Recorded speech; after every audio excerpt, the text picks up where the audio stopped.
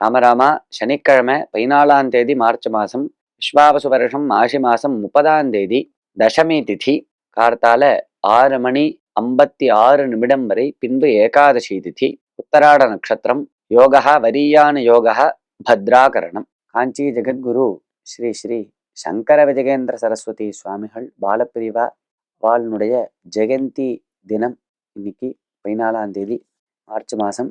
இன்றைய தினம் பெரிவாளை எல்லாரும் நமஸ்காரம் பண்ணணும், பிரார்த்தனை பண்ணணும். பெரிவா மகா தபஸ்விகளாக மகா திரிபுர சுந்தரி சமேத சந்திரமௌலீஸ்வரரை அனவரதம் பூஜை பண்ணிண்டு எல்லாருடைய க்ஷேமத்தையும் பிரார்த்தனை பண்ணிண்டு வாழக்கூடிய மகா தபஸ்விகள். அவளுடைய அனுகிரகம் நமக்கு எல்லாருக்கும் தேவை. காரடையான் நோன்பு இன்னைக்கு. ராகு காலம் காலை 9 மணி முதல் 10:30 மணி வரை, யமகண்டம் மதியம் 1:30 மணி முதல் 3 மணி வரை.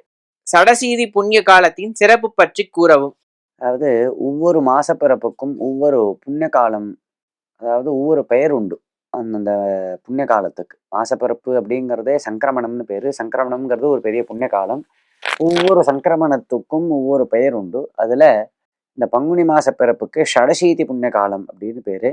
ஷஷ்டிநாட்யோ விதீதாஸ்து ஷடசீதிஸ்து புண்ணியதா, அதாவது மாசம் பிறந்ததுல இருந்து 60 நாழிகை புண்ணிய காலம் அப்படின்னு சாஸ்திரம் சொல்றது.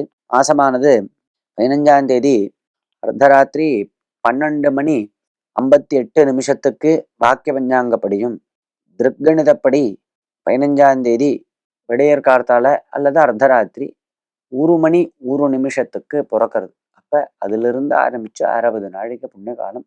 அதனால விடிய கார்த்தால எழுந்து ஸ்நானம் பண்ணி, புண்ணிய நதிகள்ல ஸ்நானம் பண்ணி, ஜபங்களை பண்ணி, சந்தியாவந்தனாதி அனுஷ்டானங்களை பண்ணணும்.